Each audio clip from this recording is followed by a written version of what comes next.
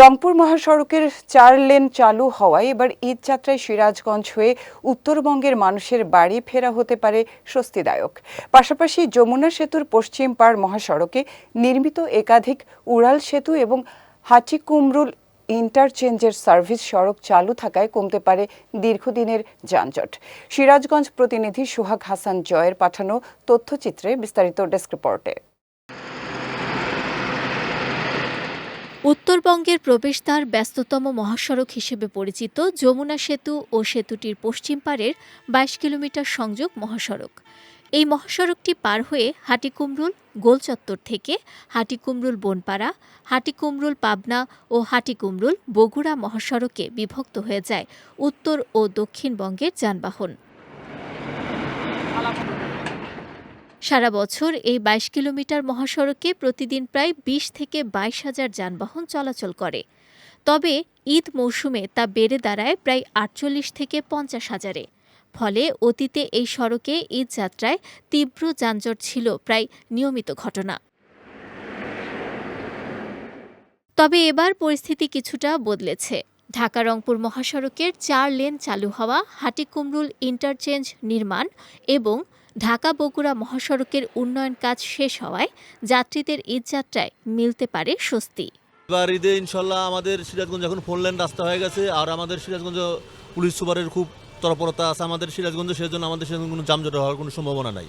আর আমরা গাড়ি চালা এখন বর্তমানে আরামে আছি, ঠিক আছে। আর ঈদের আমরা আমাদের বিশ্বাস সিরাজগঞ্জে কোনো যানজট হবে না। আমরা দূরপাল্লা থেকে আলাম, একবার কোনো যানজট পাইনি এখন পর্যন্ত, এবং আমরা যদি চালকেরা যদি অ্যাডাপ্ট থাকি তাহলে কোনো জাম থাকবে না রোডে। আসলে আগের তুলনায় এখন ওভারব্রিজ এবং 4 লেন হওয়ার কারণে যানজট হওয়ার সম্ভাবনা নাই।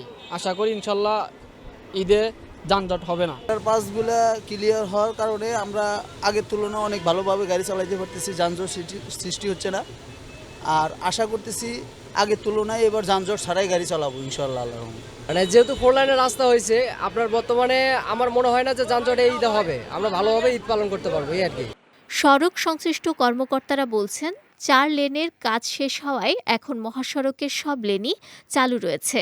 পাশাপাশি হাটিকুমরুল ইন্টারচেঞ্জের সার্ভিস সড়ক দিয়েও যানবাহন চলাচল করছে, যা ঈদযাত্রাকে সহজ করবে। আসন্ন ঈদে আপনারা জানেন যে হাটিকামরুল যে ইন্টারচেঞ্জ এরিয়া আছে, এখানের যে সার্ভিস লেনগুলো আছে সেই সার্ভিস লেন খুলে দেওয়া হয়েছে। বগুড়া থেকে ঢাকা এখানে 4 লেন চালু আছে, আর বাকিগুলোতে 2 লেন আছে।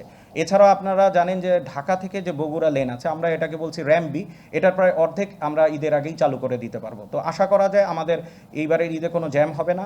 আমরা ইতিমধ্যে বাংলাদেশ পুলিশ, হাইওয়ে পুলিশ এবং সড়ক জনপথ মিলে আমরা ইভিকশন চালিয়ে যাচ্ছি, এবং অস্থায়ী যে দোকান আছে সেগুলো আমরা বিভিন্ন জায়গায় রিলোকেট করছি। তো আমাদের কিছু জায়গায় বড় বড় বাস বে করা হয়েছে, আমরা ওইখানে আমরা এই অস্থায়ী দোকানপাটকে শিফট করছি। তো আশা করা যায় এবারের যে ঈদটা সেটা শঙ্কামুক্ত হবে এবং নিরাপদ হবে।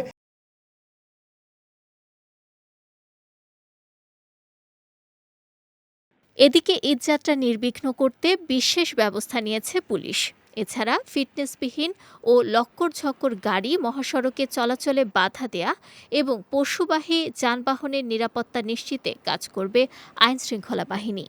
উত্তরাঞ্চলের যে জেলাগুলো রয়েছে, একদিকে বগুড়ার যে রাস্তাটি রয়েছে, আবার রাজশাহীর যে রাস্তাটি রয়েছে, এর সাথে অনেকগুলো জেলা সম্পৃক্ত। উত্তরাঞ্চলের প্রবেশদ্বার হিসেবে আমাদেরকে যে কোনো জেলার চেয়ে বেশি কিন্তু যানজটকে মোকাবেলা করতে হবে। সেই লক্ষ্যে আমরা চেষ্টা করছি কিছু কর্মপরিকল্পনা করার।